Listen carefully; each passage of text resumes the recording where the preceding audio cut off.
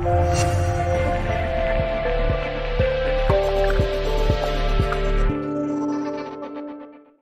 guys, welcome back to Swam Siksha. Well, today I'm going to discuss about an All India Judicial Services, which was recently in the news because, in the recent times, the idea of All India Judicial Services is actually being proposed in the backdrop of judicial reforms.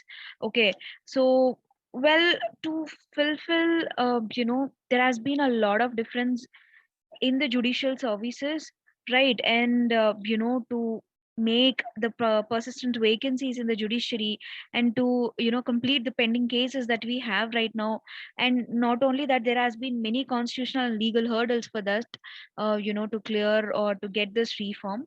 But it's not a new thing, because earlier we do have the constitutional perspective about this All India Judicial Services. Well, this was actually first proposed in 14th report of law commission in 1958 itself, like. And not only that, the 42nd constitutional amendment act, where it also provides an amendment laws to make all Indian services of judicial services, where it is as usual as not only for the states, even for the union as well, just like the all India services that we have, like IAS, IPS and all. So they made or wanted it to be an all India judicial services as well.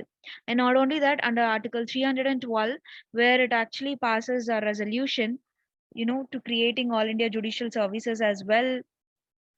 I mean, no constitutional amendment will be required to establish actually, this all India judicial services as well. And not only that, Supreme Court of India has also mentioned many times that All India Judges Association versus the Union of India case, where they said that All India Judicial Services must set up, okay, must they need to start recruiting judicial services. Okay, so that's how the reforms or everything came into the existence, but yet we haven't set up any kind of All India Judicial Services yet. And if you talk about let's say advantages, well, we have you know very less people comparing to the population. Like if I say that 50 judges per million population, whereas right now we have 10.5 judges or something, which used to be then, but right now we doesn't even have crossed the figure of 20 judges. Like, we need to require 50 judges at least per a million, but we just have only 20 judges. So there has been a gap between the number of judges that we required and all. That's how this all India Judicial Service actually envisages to bridge the underlying gap in judicial vacancies, and high representation of marginalized section of societies, and attracting talent pool. Like, the government believes that if a service comes up like this, it would help create a pool of talented people who could actually later become a part of the higher judiciary. So we can actually implement more and more judicial services easy approachable. And there is another thing which is called bottoms up approach, where in this recruitment also, well, address issues like corruption and nepotism in the lower judiciary. So this will improve the quality of justice dispensation in the lower levels of the society, right? These are the major advantages that we have, but of course, they do if we have advantages, they do have disadvantages, right? So language barrier, which is the first thing. Yes, of course, the language barrier will be there. So in the lower courts, where they argue in the local languages, right? So there might be an apprehensions or person who came from North India, who got selected for the southern states, where he doesn't have he don't know the languages, right? So there it will be a little problem for him. So another fundamental concern will raise in this, right? And constitutional limitation, if we talk about another one, where the appointment of subordinate judiciary through All India Judicial Services may face a constitutional barrier, right? Where they might feel inferior to that of a district judge and all. And not only that, the delusion of administrative control of high court, where the control of high court over the subordinate judiciary, which might affect the judiciary's independence as well. So you know these kind of advantages and disadvantages will actually make people, or for the judicial services, will think of certain extent.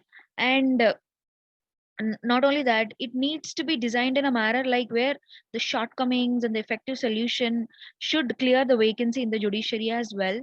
And as we all know that adequate judges can make, for a larger strength, just like we have IAS and IPSs and other civil services as well. As you could see in the picture, we have so many pending cases, like see 44 lakh plus pending cases in the high courts. And look at these number, like 2 crore plus in subordinate courts. Like this needs to be clear. If we need to clear, we need to require a lot of judiciary services, as I must say.